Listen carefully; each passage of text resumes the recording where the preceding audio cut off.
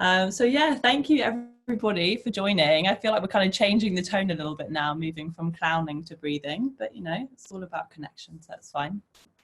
So my name's Lucy, and I've gone through a bit of a transformational year, I'd say, over the last year or so, which was sparked by doing yoga teacher training.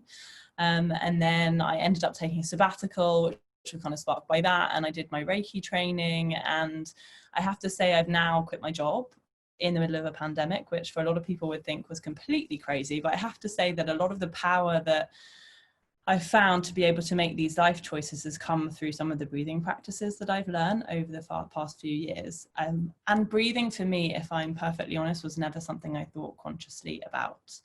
Apart from maybe when I was running or doing yoga and people were telling me to breathe in and breathe out. But apart from that, it was just something that happened. But last year I found myself on a yoga retreat in Italy, actually with Adam of Flight Club. And I found myself doing kind of a full breathwork journey that was on offer there. And I had no idea what I was getting myself in for. I just thought, okay, this would be an interesting thing to do. And all I can say is that I got myself into what can only be described as kind of like a trance state. It was like a trance slash dream slash, I'm not really sure what experience. And I had some really intense emotional releases from that work, incredible physical sensations, like everything going on. And from that, I was hooked. And have decided to do my breathwork facilitator training. So I'm in the process of doing that at the moment. And I'm so excited to be able to share this work with people once I'm fully trained. So today I wanted to give you a bit of an introduction to the power of breath. Its basis for the use in healing arts and then also just in everyday life. So hopefully leaving you with a couple of practices that you can bring into your day-to-day whenever you need them. And then I'm going to leave some time for Q&A at the end, but feel free to use the chat if you've got any questions like as we go. And then if I don't have time at the end, I can answer them afterwards. So I guess the first place to start is like, why do we need oxygen? Which seems like a pretty obvious question, but if we're talking about breathing, it seems important to first start with oxygen. So obviously oxygen is super important for thousands of different functions in the body. It's actually our primary source of energy. So because of its role in the respiratory process, it converts everything we take in into energy. So about 90% of our energy actually comes from oxygen and only 10% comes from food. But what's interesting about it is that actually as adults, very few of us use the full capacity of our respiratory systems.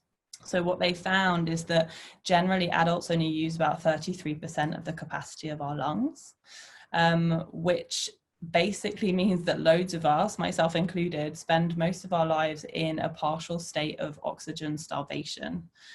So we're kind of wandering around life not having enough oxygen in our cells to work. And what that can manifest as in terms of like bodily sensations is this sense of, I don't know whether you guys ever get this, but this sense of like kind of unease and like a little bit of dread, maybe a little bit of fear, but just feeling a bit ick. And actually, obviously it can be linked to tons of different stuff, but for a lot of people, it's actually just linked to not having enough oxygen in the cells. And when your cells go into a partial state of deoxygenation, you get into this state of feeling unease and dread. And that comes down to the fact that a lot of us aren't breathing properly. So the question when I was told this was, okay, well, why are we not breathing properly? Surely we would just use our lungs properly because we're a system and that's how it works. But interestingly, if you look at the way that babies and toddlers breathe, which I've been doing a lot over the past few months with my nephews, they breathe really, really strongly into their bellies. So they breathe into their bellies and then the air comes up into the lungs and then they exhale fully. But most adults only breathe into their lungs. So if you just check in with yourself now and how you're breathing, you might find that most of your the air is kind of coming down to here typically for adults. We're not using the full expanse of the lungs. So we're not using the belly to pull the diaphragm down and using the full lungs. So what this means is that we don't have enough oxygen in our system. So there are various theories as to why adults don't breathe properly. And a lot of spiritual practitioners will say that it comes through the stress of life. So as we get older and we have more and more stress that comes into our lives, the way that we breathe is often a kind of manifestation of the way that we live our lives. So if we have quite stressed lives, if we're under a lot of pressure, we find ourselves breathing in quite a stressed way. So really shallow into just the top layers of the lungs. And there's also an element, especially for women, of this whole thing of like sucking your belly in, so not allowing your belly to expand, which means we've kind of been conditioned to not breathe fully. So what this amounts to is a lot of us walking around with a bodily system that isn't fully oxygenated, which can have a negative impact on us. But if you can re-oxygenate, it has an amazing effect to improve clarity, to improve focus, energy, sleep quality, immune system function. The list is pretty much endless. So if we can just become more aware of the way we breathe, we can have huge shifts in the way that we feel day to day, which is what I found anyway. So outside of delivering oxygen to the body, the other thing that is super interesting about breathing is that it has an impact on our autonomic nervous system. So the ANS, or autonomic nervous system, is split into two parts. So there's the parasympathetic nervous system and the sympathetic nervous system. And these two systems work together like most of the time. So you come into your parasympathetic, into your sympathetic through the day. The sympathetic nervous system is the part of the nervous system which basically prepares the body for threat. So it's one of those things that's there from our ancestors, like if there was suddenly a saber-toothed tiger, that you had some system that allowed you to prep the body to run away. So what happens when we activate our sympathetic nervous system is that our heart rate increases, so oxygen delivery to muscles increases, so our ability to run increases, expansion of the lungs. But what it also does is it inhibits the digestive system, it inhibits the immune system. Basically, it puts all of the focus onto the parts of the body that are needed to fight off a threat. The parasympathetic nervous system works in the other way. So it's often called the kind of rest and digest part of the nervous system. So when it's stimulated, what happens is the opposite. So you have digestion, which is stimulated, immune system is stimulated, your heart rate tends to come down, lungs contract, helps the body to start restoring. So generally, as I mentioned, these kind of always work in balance. So they're coming in and out and in and out. But what we found is because so many of us live these super stressed lives all the time, we find ourselves in a chronic state of sympathetic nervous system. So we're always running, we're always basically prepped to fight against some tiger, which doesn't typically actually appear in modern day life, but our bodies are ready to fight.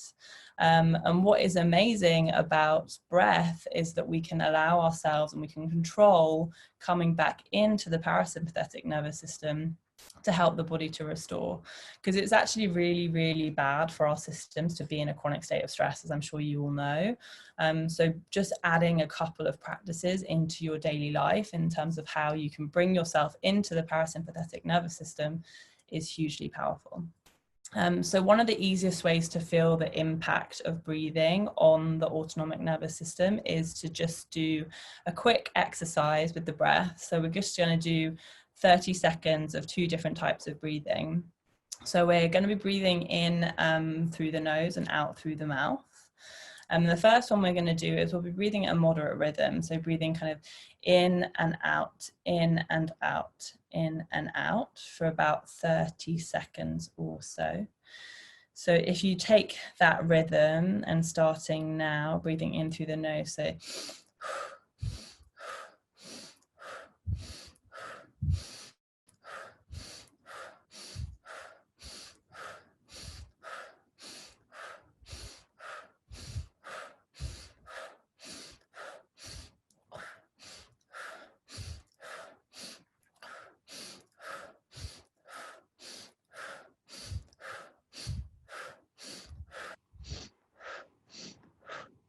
and then just stopping and allowing your breath to come back to its normal state.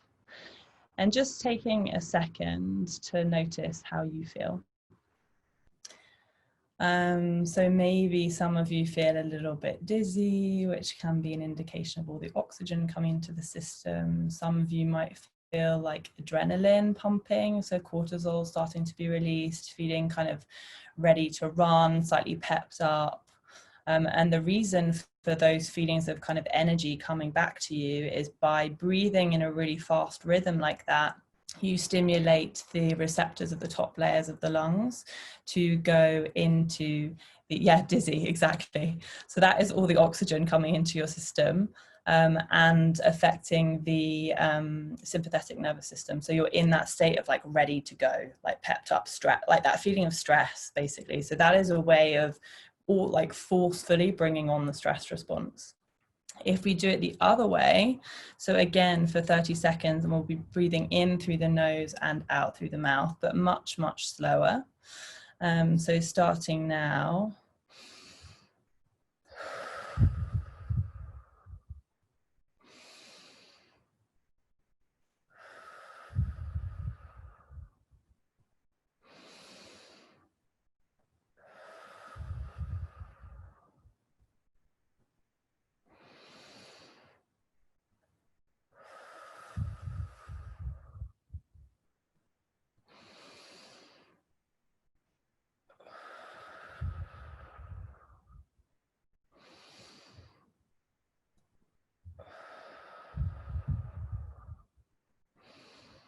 And just stopping there.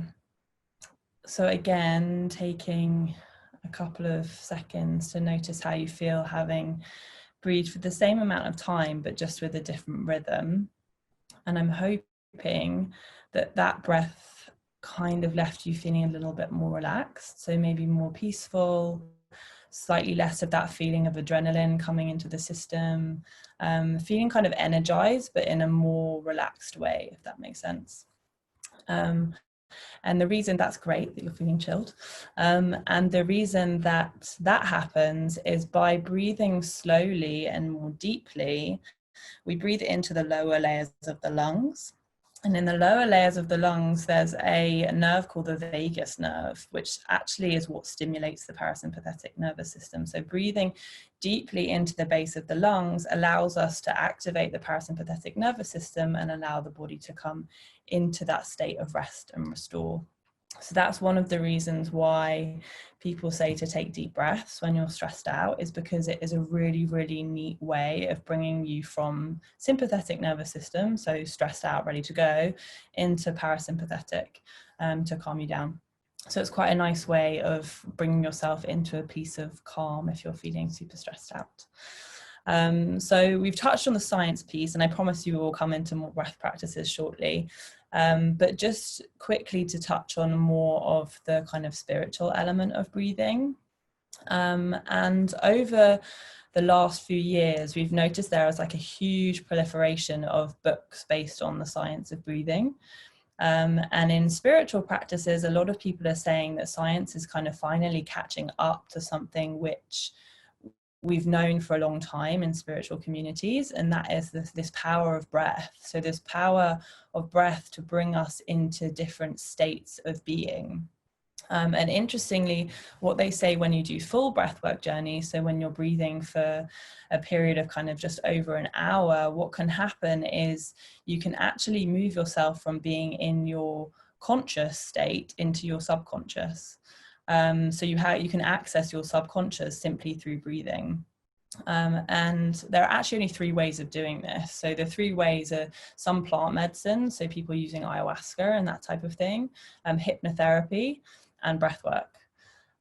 So through breathwork, you can actually work on your subconscious. And what they found is that because 95% of our decisions are made in the subconscious, unless you can shine a light on what is in your subconscious by doing this type of breath practice, it's very difficult to change your life or change practices in your life, because you're being driven by these kind of forces that you don't necessarily know.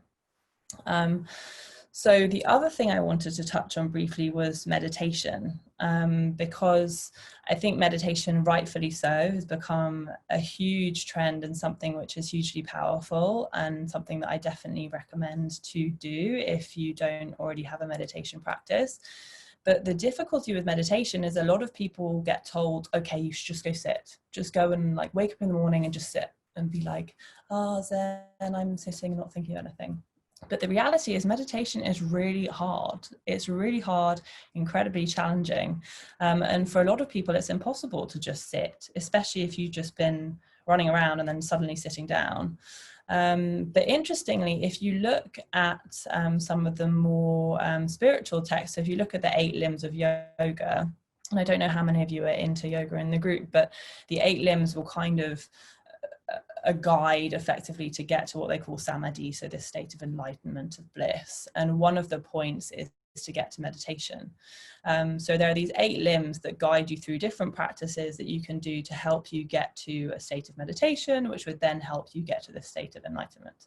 And interestingly, the first 2 are kind of ways of being, ways of living your life, etc. The third one is asana. So that's physical yoga, so moving the body in a way which I think historically, and please someone correct me if I'm wrong, was basically a way of getting to a position that you were strong enough and flexible enough that you could sit for a long time without like your back hurting. And then the fourth one is breath. So they knew when they were writing the 8 limbs of yoga that actually breathing is hugely powerful in bringing you from the sympathetic nervous system, where the monkey mind is super active and you've got thoughts and you're kind of running all over the place, into the parasympathetic nervous system, where it is much easier to sit and focus on your breath or on whatever it is that you like to focus on when you're meditating. And you can get into a position of really being in your center. So if you are trying to meditate and you're finding that your mind is going all over the place, some of the practices that we'll do in the next couple of minutes might be helpful to add into your meditation practice to try and help you center. So for me, I try and do a little bit of breathing before I sit, because I have a tendency to be like all over the place. So it's quite nice to just center, breathe, and then you can meditate. So that's kind of my Breathwork 101 in terms of a very brief introduction into the kind of science and history of breathwork. But I wanted to leave you today with a couple of practices which I have incorporated into my life and hopefully will be helpful for you guys too. So the first one is a breath for energy. So for this one, you'll probably want to be lying down for all of these. So if you've got somewhere to lie comfortably, if you can go to lie down, that would be great. And this first one I do first thing in the morning. So it's not good if you have any kind of heart problems, or if you're pregnant, or if you have any severe asthma. So if you have any of those things, maybe give this one a break and you can join us for the next one. But it's really good to do in the morning, because overnight we don't tend to breathe very deeply. So we're in like state of oxygen lacking in the morning. So breathing like this can oxygenate the cells and help us kind of pep up for the day. So if I'm feeling a bit like meh in the morning, it's quite a nice one to do whilst you're still in bed and before you get up. So what we're going to do is you breathe deeply in through the nose and try and feel your belly expand whilst you breathe in, and then exhale out through the mouth. And just repeat that. So breathing in through the nose, feeling the belly expand into the chest, and release through the mouth. So breathing really deeply in through the nose, into the chest, and release. And just repeating that. So keeping that rhythm of in through the nose, belly out, chest, release. In through the nose, belly, chest, release. And trying to do it at a relatively moderate rate. So belly, chest, release. Belly, chest, release. And remembering, if you start to feel a little bit dizzy, that's just the oxygen, but feel free to stop if it ever gets too much. So just repeating belly, chest, release. Belly, chest, release. Belly, chest, release. Belly, chest, release. Belly, chest, release. Belly, chest, release. Belly, chest, release. Belly, chest, release. Belly, chest, release. And then this time breathing in through the belly, in through the chest, and then hold the breath. So holding the breath in, and just holding for as long as you feel is comfortable. And you might find that here you can actually hold for longer than you think you normally would be able to, because you've oxygenated your system. So just holding for as long as feels good for you. If we were in a room, I'd be better able to guide you on the timing, but because I can't see you, it's better that you listen to your body. And when you feel the urge to release, just allowing the breath to come out and then repeating the cycle again. So maybe taking a couple of normal breaths and then going back to that belly chest release. So just breathing deeply in and then releasing. So trying to make use of the belly as much as you can.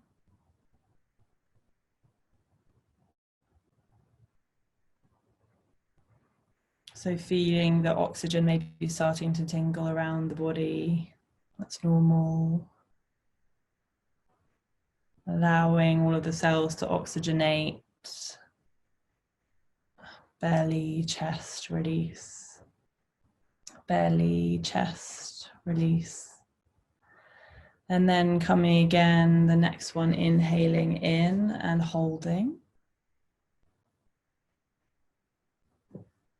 Again, for as long as feels comfortable for you.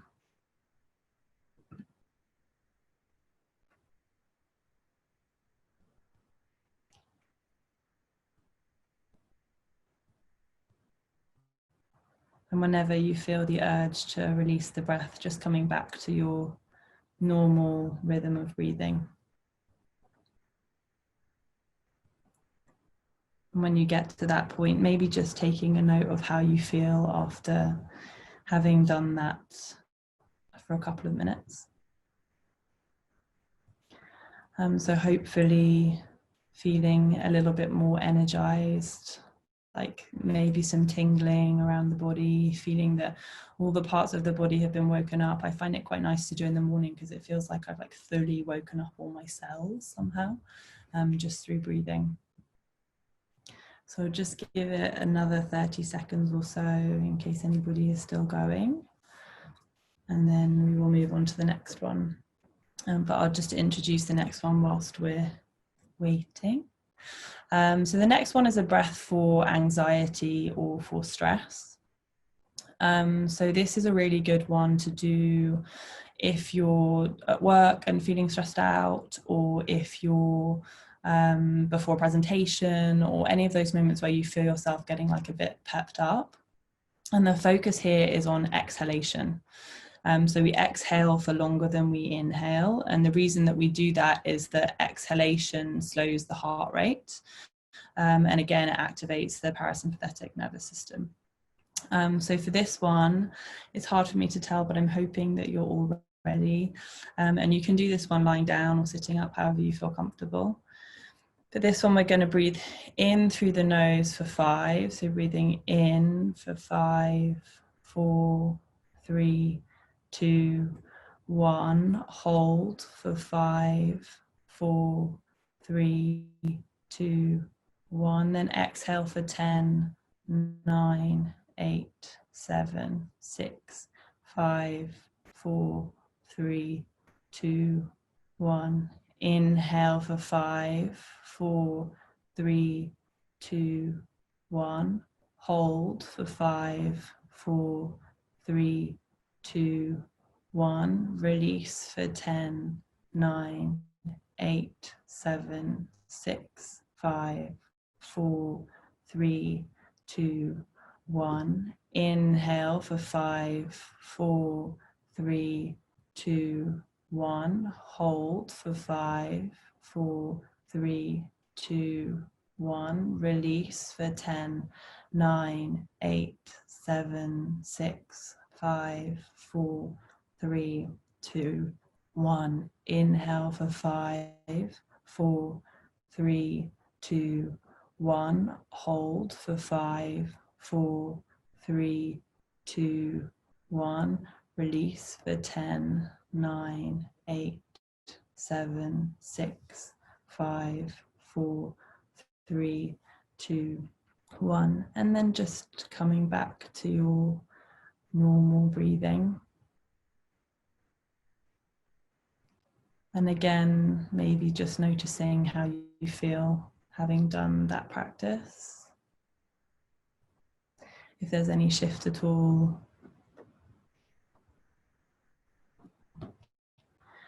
And then the final one we're going to do is a breath for sleep. So this is one that I do if I get into bed, and I don't know if any of you guys have this, but sometimes when I get into bed and my mind is just like all over the place, it's a really good one to do to just try to bring you straight into parasympathetic nervous system, but quite quickly. And it's very easy and fast to do. So you can do this with the noise or without the noise, it's totally up to you. But what we're doing here is, again, trying to reduce the pace of breathing to activate the parasympathetic nervous system. So what we do is we take a deep inhale and then you start humming. So you go,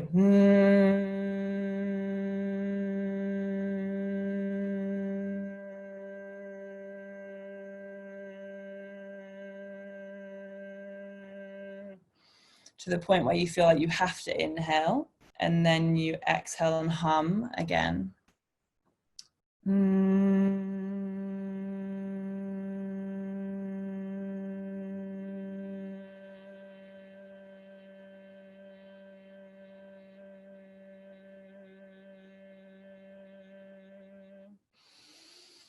Inhale, hum again.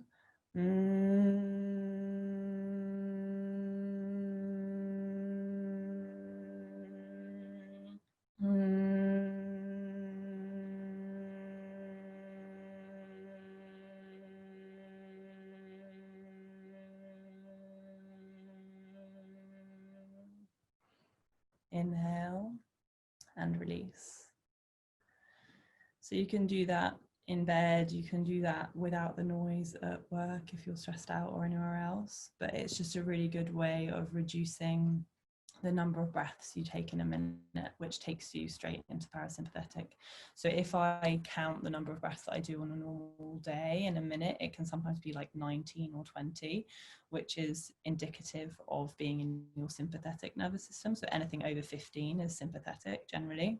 So by doing that practice for a couple of minutes, you can bring it down to like 3 or 4 breaths in a minute, sometimes even lower. So it really brings you into your parasympathetic and hopefully chills you out. So I think that is all we have time for today, but I hope that it was helpful and a good mini introduction to something which I have found so much joy in and something that has really impacted my life. So as I mentioned at the beginning, I'm doing my full facilitator training at the moment. So if anybody is interested in diving a bit deeper into the subconscious and the full breathwork journeys and that type of stuff, then please do get in touch. I'll be offering some full breathwork journeys over the next few months once we're allowed to see each other again. So I'm on Instagram as @lputtergill, my last name. So feel free to ping me on there. And if you have any questions, I think we're just about out of time, but feel free to use the chat function and I can respond over the next session. But that is all. Thank you. Round of applause to everybody. Vulnerability is a muscle. The more you use it, the more you practice it, the easier it becomes.